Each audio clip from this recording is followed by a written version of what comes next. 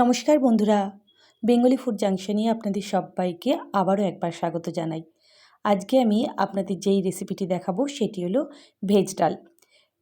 অনুষ্ঠান বাড়িতে আমরা এই ভেজ ডাল খেতে খুব পছন্দ করি, ঝুরঝুরে আলু ভাজার সাথে। আপনারা হয়তো অনেকেই বাড়িতে এই ভেজ ডাল তৈরি করেন।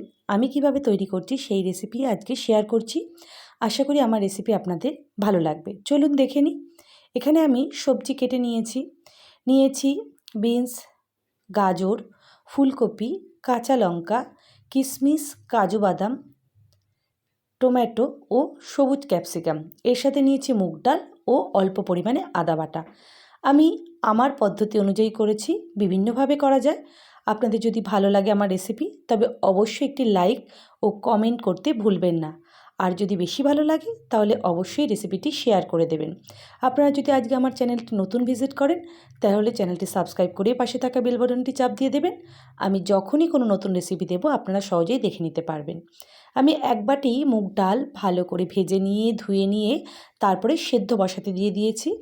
আপনারা জানেন ডালের ওপর এরকম সাদা সাদা ফেনা ভেসে ওঠে, অবশ্যই এগুলো কিন্তু হাতার সাহায্যে ফেলে দিতে হবে।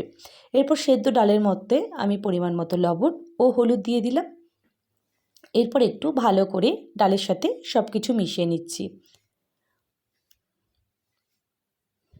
অন্যদিকে ডাল যতক্ষণে সেদ্ধ হচ্ছে একটি কড়াইতে বা একটি ফ্রাইং প্যানে আমি সাদা তেল দিয়ে কিশমিশ ও কাজু বাদামটি হালকা করে ভেজে তুলে নেব।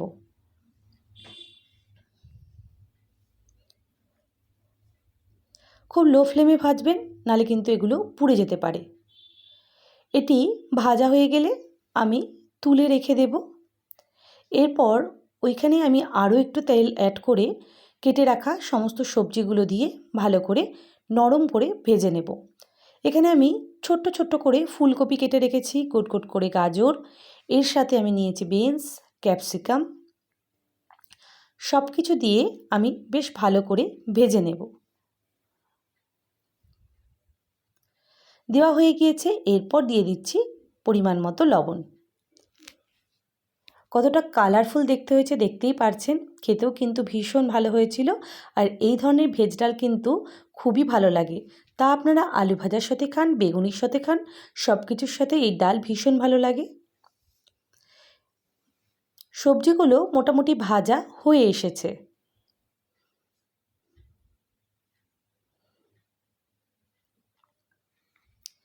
আমি সবজি, কিশমিশ, কাজু বাদাম ভাজার পর একটি পাত্রে তুলে রেখেছি।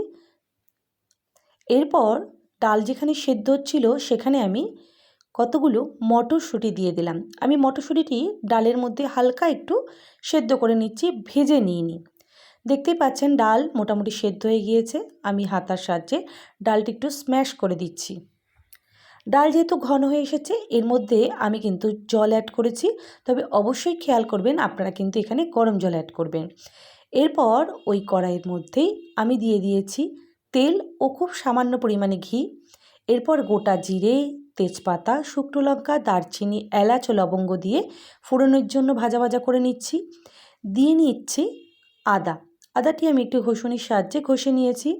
কেটে রাখা টমেটো ও ঝালের পরিমাণ অনুযায়ী দুটো কাঁচা লঙ্কা কেটে নিয়েছি। এগুলো সব কিছু দিয়ে ফোড়নের জন্য রেডি করে নিচ্ছি। এরপর দিয়ে দিচ্ছি পরিমাণ মতো হলুদ। এরপর সামান্য কাশ্মীরি লঙ্কার গুঁড়ো। আবারও ভালো করে নাড়াচাড়া করে নিলাম।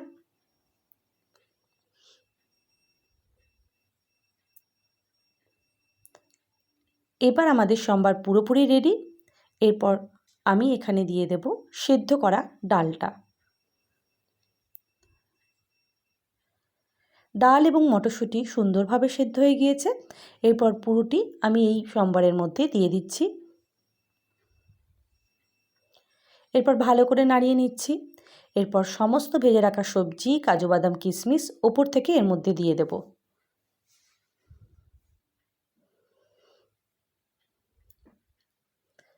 এরপর সব কিছু মিশিয়ে নিচ্ছি।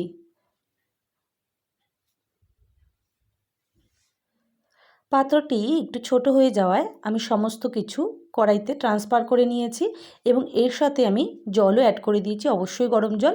এরপর স্বাদ অনুযায়ী আমি এখানে চিনি দিয়ে দিলাম। ভেজ ডালে কিন্তু একটু চিনি অবশ্যই দিতে হবে। এরপর আরও একটু ভালো করে নাড়াচাড়া করে নিচ্ছি। ওপর থেকে দিয়ে দিচ্ছি 1/2 চামচেরও কম গরম মশলা। আপনারা চাইলে এই পর্যায়ে কিন্তু একটু ঘিও অ্যাড করতে পারেন, তাতেও কিন্তু টেস্টটি বেশ ভালো লাগবে। আজকে আমাদের নিরামিষ ভেজ ডাল পুরোপুরি রেডি হয়ে গিয়েছে। এরপর গরম গরম সার্ভ করুন ফ্রাইড রাইস, পোলাও বা যে কোনো সাদা ভাতের সাথে। আশা করি আমার রেসিপি আপনাদের আজকে ভীষণ ভালো লেগেছে। সবাইকে অসংখ্য ধন্যবাদ ভিডিওটি দেখার জন্য। সবাই খুব খুব ভালো থাকবেন, সুস্থ থাকবেন আর নিত্য নতুন রান্না দেখার জন্য আমার সাথে থাকবেন। দেখা হচ্ছে পরের ভিডিওতে। সবাইকে জানাই শুভরাত্রি।